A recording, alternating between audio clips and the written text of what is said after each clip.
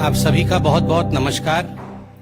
आपका धन्यवाद जो आज आप यहाँ एक शॉर्ट नोटिस में इस प्रेस वार्ता के लिए आए हैं और विलंब के लिए थोड़ा क्षमा प्रार्थी हैं हम।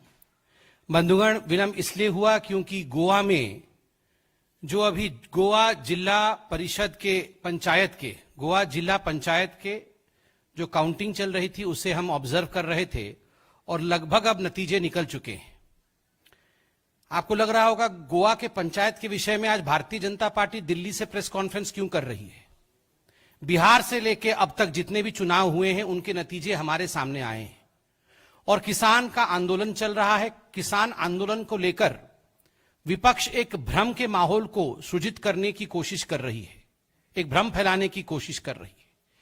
इस भ्रम को लोकतंत्र में हमेशा ही लोकतांत्रिक तरीके से अपने पक्ष को रख करके वैज्ञानिक रूप से तोड़ना चाहिए और इसीलिए हम चुनावों की कुछ आंकलन करेंगे और जो भ्रम की स्थिति कांग्रेस पार्टी, आम आदमी पार्टी इत्यादि उत्पन्न कर रहे हैं उसका खंडन करेंगे। गोवा में अभी जो नतीजे आए हैं, 48 सीट्स पर जिला पंचायत के चुनाव हुए हैं, उसमें हम लगभग 27 सीट पे अब जीत चुके हैं और 31 सीट की ओर बढ़ रहे हैं। एक तरह से अपने आप हम गोवा में अपने दम पर बहुमत के आंकड़े को पार कर चुके हैं। वही कांग्रेस पार्टी अब जब मैं आया था नतीजों के साथ मात्र 3 सीट पर थी, आगे चल रही थी 3 सीट पर। जहां हम 27 पर पहुंचे हैं वहां कांग्रेस मात्र 3 पर है और आम आदमी पार्टी ने भी ये सारे पंचायत के चुनाव गोवा में वो लड़ी थी। अभी भूख हड़ताल पे बैठे हैं, सब इसी सड़क के उस पार बैठे हुए हैं, नतीजे जान नहीं पा रहे होंगे। तो मैं बताना चाहूंगा आदरणीय अरविंद केजरीवाल जी, वहां आप सभी सीटों पर लड़े थे और अभी जब मैं आया तो 0 पे आम आदमी पार्टी बढ़त बनाई हुई थी, अर्थात 0 पर थी। तो ये गोवा के जिला पंचायत के नतीजे हैं। कल रात को आदरणीय गृह मंत्री अमित शाह जी ने, भारतीय जनता पार्टी के राष्ट्रीय अध्यक्ष आदरणीय जगत प्रकाश नड्डा जी ने ट्वीट करके, अमित जी ने बाइट देकर हमें बोडोलैंड टेरिटोरियल काउंसिल बीटीसी 2020 के जो चुनाव है उस संदर्भ में हमें ज्ञान दिलाया और हमें कहा उन्होंने कि क्या नतीजे बीटीसी के रहे हैं।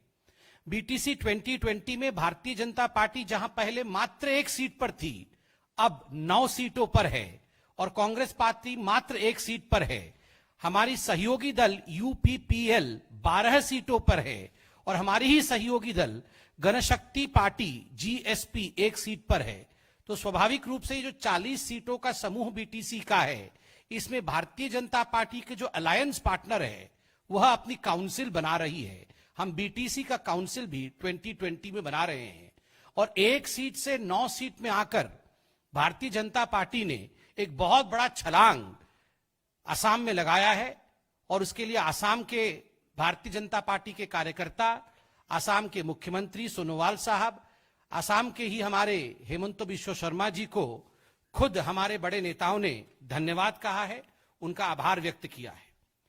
बंधुगण, राजस्थान में भी हमने ग्रामीण क्षेत्र के चुनावों को कुछ दिनों पहले देखा था। चूंकि उस विषय में ऑलरेडी प्रेस वार्ता हो चुका है इसलिए अधिक नहीं कहना है, किंतु सिर्फ आपके स्मृति पटल को एक बार पुनः इन आंकड़ों से सुसज्जित करने के लिए मैं कहना चाहूंगा कि पंचायत समिति में भारतीय जनता पार्टी 4371 सीट्स में से 1919 सीट जीती है, जबकि कांग्रेस पार्टी मात्र 1852 सीट्स जीती है।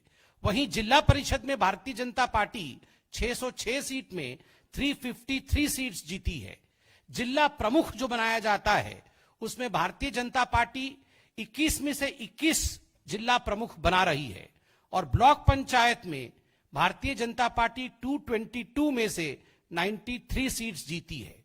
आप अगर राजस्थान का इतिहास देखेंगे, समानतः आपको देखने को मिलेगा कि प्रायः जो पार्टी सरकार में होती है राजस्थान में, जिला और पंचायत स्तर के चुनावों में जीत उसी का होता है, ग्रामीण क्षेत्र में जीत उसी की होती है। किंतु अपने आप में ये ट्रेडिशन से अलग हटते हुए कांग्रेस की सरकार होते हुए भी भारतीय जनता पार्टी इन तमाम ग्रामीण चुनावों में कांग्रेस से वोट प्रतिशत और सीट अधिक लेकर आती है, यह अपने आप में कुछ कहता है।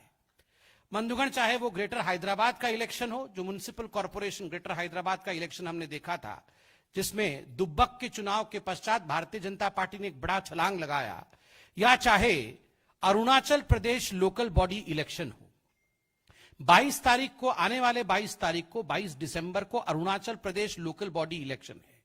मगर आज भारतीय जनता पार्टी को यह बताते हुए अत्यंत हर्ष और आनंद हो रहा है कि जो जिला परिषद मेंबर्स हैं, 240 पोस्ट हैं, उसमें 96 पोस्ट हम अनअपोज्ड ऑलरेडी जीत चुके हैं।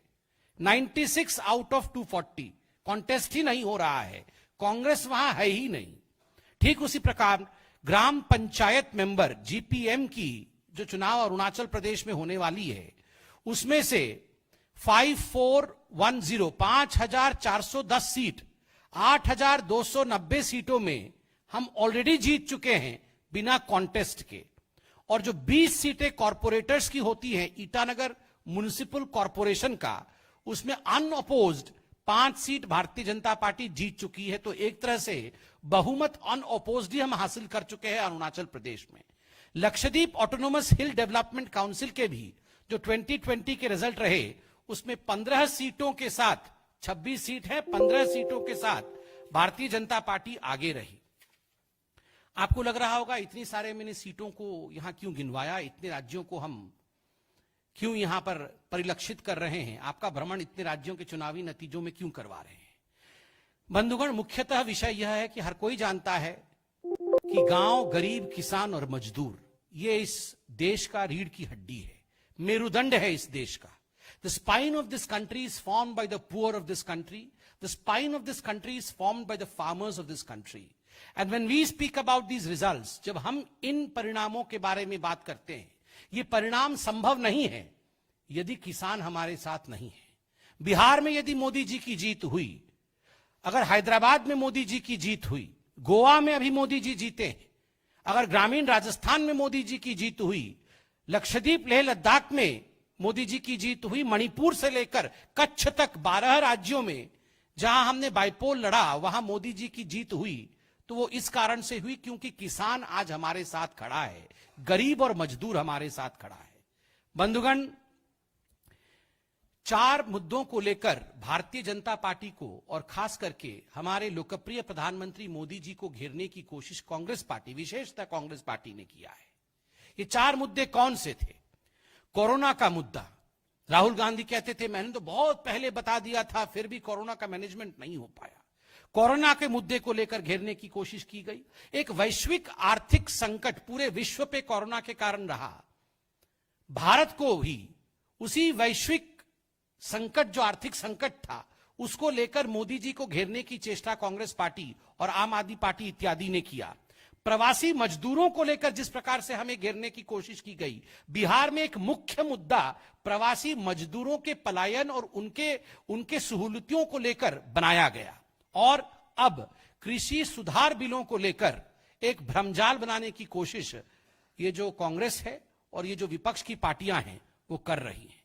मगर आज मैं गर्व के साथ कहना चाहूंगा, और ये देश के लिए बहुत ही सुखद समाचार है कि इन 4 विषयों को लेकर जिस प्रकार से देश के यशस्वी प्रधानमंत्री, लोकप्रिय प्रधानमंत्री, परिश्रमी प्रधानमंत्री नरेंद्र मोदी जी ने अपना अथक परिश्रम किया है, जो कोरोना को लेकर भ्रम फैलाया गया और मोदी जी ने जो कोविड मैनेजमेंट किया, ये कोविड मैनेजमेंट की जीत हुई।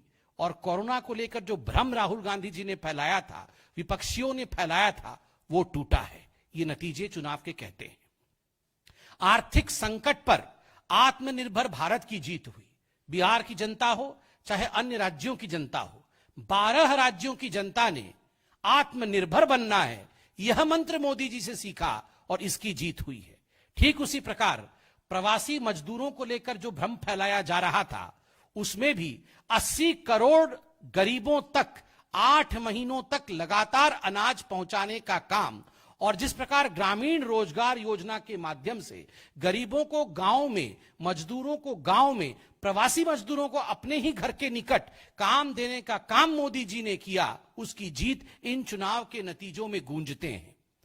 और ये जो कृषि सुधार बिल आए हैं, जो कानून अब ये कृषि सुधार बिल कानून में परिणत हुए हैं, जब से ये नोटिफाई हुए हैं, जितने भी चुनाव हुए हैं, आप देखेंगे उन सभी चुनाव में भारतीय जनता पार्टी की जीत हुई है। यह चिल्ला चिल्ला कर कहती है कि गांव, गरीब और किसान मोदी जी के साथ खड़ा है, क्योंकि मोदी जी गांव, गरीब और किसान के सच्चे साथी हैं। राहुल गांधी जी किसानों को लेकर भ्रम फैलाने के लिए बार बार ट्वीट कर रहे हैं, झूठी बातें बता रहे हैं। राहुल जी कितना समझते हैं किसानी को? हाँ, माना उनके जीजा जी किसान हैं, मगर वो कितना समझते हैं किसानी को? ये अंदर की बात है, मैं आज आपको बता रहा हूं। जब उनसे पहली बार बताया गया कि रबी का खरीफ का क्रॉप हो गया है, रबी आने वाला है, तो जानते हैं वो क्या समझते हैं? वो रबी और खरीफ को भारतीय जनता पार्टी का कार्यकर्ता समझते हैं। उन्हें तो ये पता भी नहीं कि ये फसलों का नाम है। रबी और खरीफ फसलों का नाम है, ये राहुल गांधी नहीं जानते हैं। जिनको इसकी समझ नहीं है वो किसानों को बरगलाने चले हैं, वो अन्नदाता को बरगलाएंगे, संभव नहीं होगा। किसानों की लड़ाई मात्र के रूप में प्रयोग किया जा रहा है। दरअसल ये लड़ाई आप देखिएगा राजनीतिक गुटों के बीच की लड़ाई हो गई। आम आदमी पार्टी और कैप्टन अमरिंदर सिंह के ट्वीट वॉर को देखिए, आपस में एक दूसरे से लड़ रहे हैं। आपको क्या लगता है ये किसानों के हित के लिए लड़ रहे हैं? बिल्कुल नहीं। कुर्सी पर कौन बैठेगा, किसी भी कीमत पर, बिना मेहनत किए, बिना रिफॉर्म किए, बिना परफॉर्म किए, बिना ट्रांसफॉर्म किए कैसे सत्ता मिल जाए, इसकी लड़ाई चल रही है। कैप्टन अमरिंदर जी कह रहे हैं कि ये आम आदमी पार्टी वाले ढोंगी हैं, अरविंद केजरीवाल ढोंगी है। तो अरविंद केजरीवाल जी कह रहे हैं कैप्टन अमरिंदर सिंह सबसे बड़ा बदमाश है। ये आपस किसानों की बात भूल चुके हैं। कोई मतलब नहीं है किसानों से, ये आपस में सत्ता की लड़ाई करने की कोशिश कर रहे हैं। अरे अरविंद जी, गोवा के नतीजे अभी आए हैं, आप भूख हड़ताल में हैं, कृपया करके नतीजे देख लीजिए। वहां जीरो है, यहां हीरो बनने की आप कोशिश कर रहे हैं। और अरविंद जी, हमें यह पता है ये जो हंगर स्ट्राइक आप कर रहे हैं ये नींबू पानी से मिटने वाला नहीं है। ये अरविंद केजरीवाल जी का हंगर स्ट्राइक नींबू पानी से मिटने वाला हंगर स्ट्राइक नहीं है। ये सत्ता की भूख है, ये कुर्सी से ही मिटती है। तो ये लड़ाई आपस की पॉलिटिकल लड़ाई है, ये कोई किसानों के बारे में नहीं सोच रहा है। और अरविंद केजरीवाल जी, आप तो वही अरविंद केजरीवाल जी हैं और यही आम आदमी पार्टी है ना, जिसने जब पंजाब में चुनाव हुआ था तो अपने मैनिफेस्टो में डिक्लेयर किया था कि अगर पंजाब में हम सत्ता में आ जाएंगे तो हम बिचौलियों को हटा देंगे और हम एपीएमसी के जो कानून है उसको रिफॉर्म करेंगे। एपीएमसी रिफॉर्म करेंगे कहने वाले आप ही की मैनिफेस्टो थी, और आज आप भूख हड़ताल पे बैठ गए। और अरविंद केजरीवाल जी, आप तो वही अरविंद केजरीवाल जी है ना जिसके कलम से और जिसके कहने के बाद ये फार्म बिल नोटिफाई किया गया 23 नवंबर, इसी वर्ष 23 नवंबर को। ये फार्म बिल नोटिफाई करके, फार्म बिल को यहां कानून बना के दिल्ली में फिर जाके भूख हड़ताल में बैठना, वो ठीक उसी प्रकार है जैसे ये कांग्रेस वाले, याद है ना, छोले भटूरे खा के जाके भूख हड़ताल में बैठे थे, वो पकड़ में आ गए थे। पहले जाके छोले भटूरे खाए थे, फिर जाके भूख हड़ताल में बैठ गए थे। ठीक उसी प्रकार बिल को पहले नोटिफाई कर दिया है, नोटिफाई करने के बाद, मैनिफेस्टो में डालने के बाद कि हम ये सब परिवर्तन करेंगे, अब जाके भूख हड़ताल में बैठे हैं। तो आपको क्या लगता है ये किसानों की भलाई के लिए कर रहे हैं?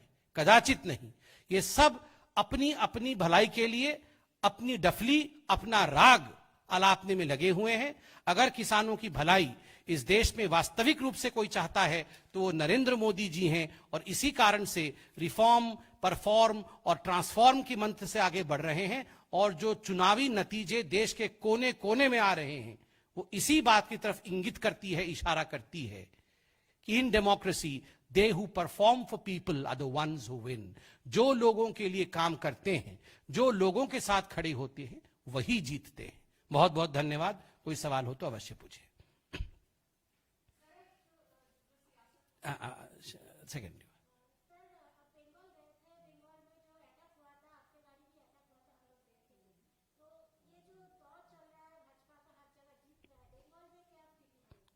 देखिए, बंगाल में भारतीय जनता पार्टी 200 से अधिक सीट लेके जीतेगी।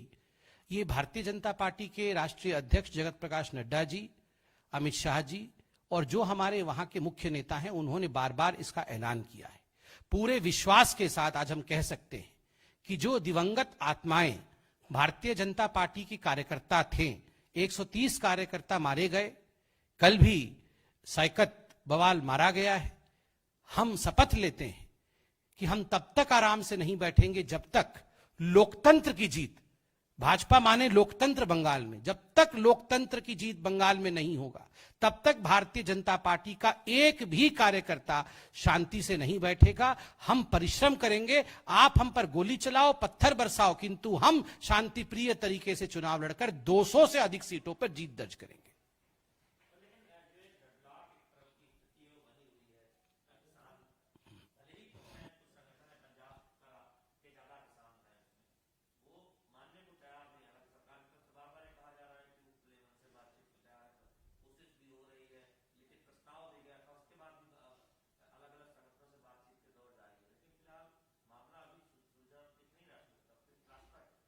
देखिए, जहां तक किसान आंदोलन और किसानों की सरकार के साथ बातचीत का सवाल है, पार्टी के प्रवक्ता के नाते मैं इस पर कोई टिप्पणी इसलिए नहीं करूंगा क्योंकि उस बातचीत के प्रोसेस में हम शामिल नहीं हैं। जो बातचीत हो रही है उसको लेकर माननीय तोमर साहब जो हमारे एग्रीकल्चर मिनिस्टर हैं वो खुद आप लोगों को ब्रीफ करते हैं।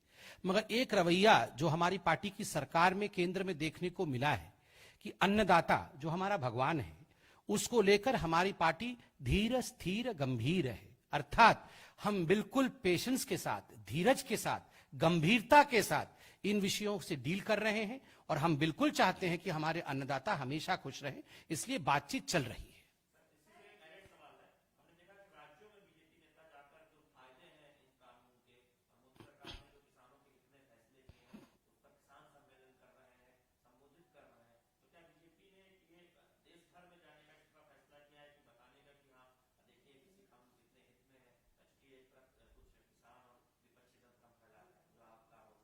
देखिए, यही लोकतंत्र की सुंदरता है। यदि भ्रम की स्थिति ऑपोजिशन पार्टीज अपने सत्ता लोलुपता में करते हैं, अपने फायदे के लिए करते हैं, तो जो सत्तारूढ़ पार्टी है उसका यह दायित्व है, उसको यही करना चाहिए, लोगों को समझाना, सत्य को जनपद तक ले जाना, सत्य को चौपाल तक ले जाना, सत्य को किसान के देवड़ी तक ले जाना। और भारतीय जनता पार्टी सदैव इसी प्रकार का कार्य करती है। दीनदयाल जी के समय से लेकर नरेंद्र मोदी जी के समय तक घर घर तक सत्य को पहुंचाना, प्रत्येक कार्यकर्ता हमारा इन सत्यों को लेकर जनता और किसानों तक जाएगा। Yes madam.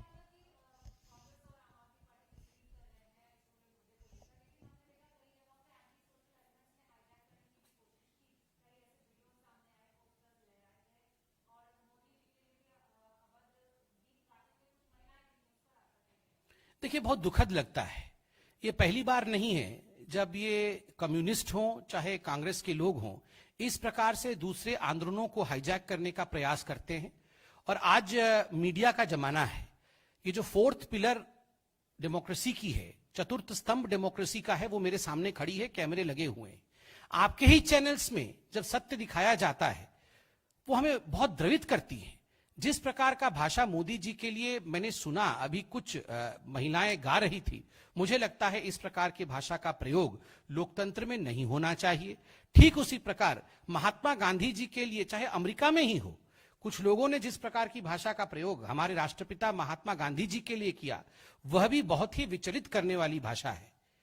देखिए, हम किसानों का सम्मान करते हैं, मैंने बार बार कहा वो अन्नदाता है, किंतु अगर कुछ लोग इस प्रकार की भाषा का प्रयोग प्रधानमंत्री या राष्ट्रपिता महात्मा गांधी या हमारे देश के लिए करते हैं तो ये उचित नहीं है।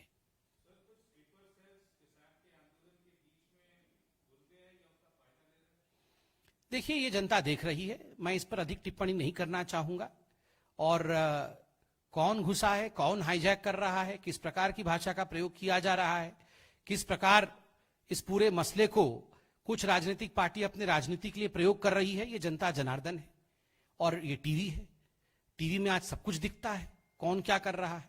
इसलिए मुझे लगता है हम अगर ना भी कहें तो जनता बहुत बुद्धिमान है, एक एक शब्द को बड़े गौर से वो सुन रही है और जान रही है, और वो कौन लोग हैं यह भी जानती है। राहुल जी और अरविंद केजरीवाल जी पूरी कोशिश में हैं, किंतु जनता जनार्दन सब जानती है। और आपको मैंने चुनावों के नतीजे कहे, सब जानती है, तभी तो ये चुनावों के नतीजे हैं।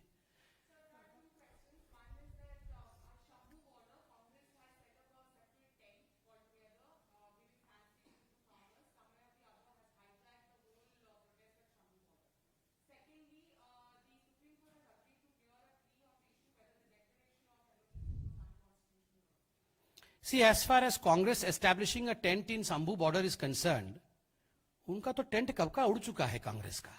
टेंट ही नहीं है तो टेंट लगाया है कहां से, मुझे समझ में नहीं आ रहा है। ये तो अध्यक्ष नहीं अपना चुन पा रहे हैं। ये जगह जगह टेंट लगा के दूसरे के आंदोलन को अपना आंदोलन बनाने से कांग्रेस पार्टी कोई उभर जाएगी, ऐसा नहीं होने वाला है।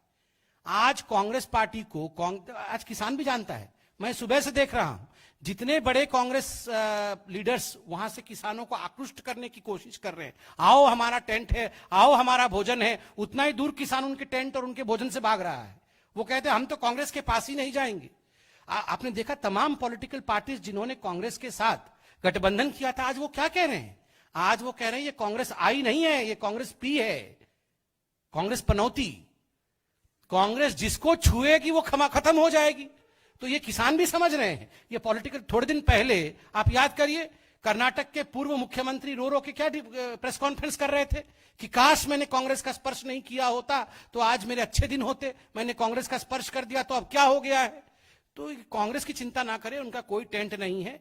वो कितनी भी टेंट लगाने की कोशिश करें कुछ नहीं होने वाला है। मेरा तो सुझाव है कांग्रेस से, ये टेंट लगाना बंद करिए, अपना अध्यक्ष ढूंढिए भविष्य के लिए।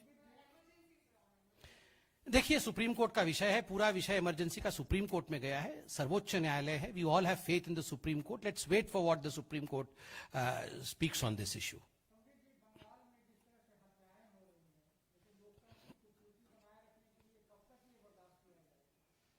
देखिए, भारतीय जनता पार्टी लोकतंत्र में विश्वास करती है।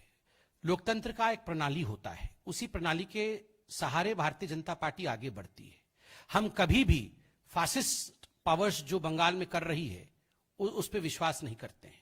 आप बताइए, मैं एक सवाल आपके ऊपर छोड़ के आज जा रहा हूं, जिस प्रकार का व्यवहार पत्थरबाजी करके आदरणीय जगत प्रकाश नड्डा जी के साथ जो व्यवहार किया गया, वो तो बुलेट प्रूफ गाड़ी थी, इस कारण आज नड्डा जी सुरक्षित है। वरना विश्व के सबसे बड़े पॉलिटिकल पार्टी के डेमोक्रेटिकली इलेक्टेड लीडर के साथ इस प्रकार का व्यवहार, अगर यही व्यवहार, ईश्वर ना करे ऐसा कभी हो, अगर यही व्यवहार किसी और पॉलिटिकल पार्टी के अध्यक्ष या अध्यक्षा के साथ हुआ होता तो आज वो न्यूयॉर्क जर्नल क्या है, वॉशिंगटन पोस्ट क्या है, ये सारे ऐसे रो रहे होते जैसे कि भारत से लोकतंत्र ही समाप्त हो गया। ये सारे आज रो रहे होते। अब सब चुप हैं, क्यों? मैं पूछ रहा हूं ये सिलेक्टिविज्म क्यों है? देखिए, हम लोकतंत्र में विश्वास करते हैं और जैसे कि मैंने कहा 130 कार्यकर्ता हमारे मार दिए गए हैं, वो 31 हो गया है, कल एक और कार्यकर्ता मारा गया है। 100 कार्यकर्ताओं का तर्पण हमारे राष्ट्रीय अध्यक्ष जेपी नड्डा जी ने खुद अपने हाथों से किया है। क्या यह तरीका होता है लोकतंत्र में? आप याद करिए किस प्रकार से पंचायत के चुनाव के समय 2018 में एक दिन में 31 मौतें हुई थी, लोग जाके नॉमिनेशन तक भर नहीं पाए थे। कोर्ट को इंटरवीन करना पड़ा था और कहा गया था कि आप वर्चुअली नॉमिनेशन भर दीजिए क्योंकि आप घर से बाहर नहीं निकल सकते। ये किस प्रकार का न्याय है? ये क्या लोकतंत्र है बंगाल में आज? One last question madam.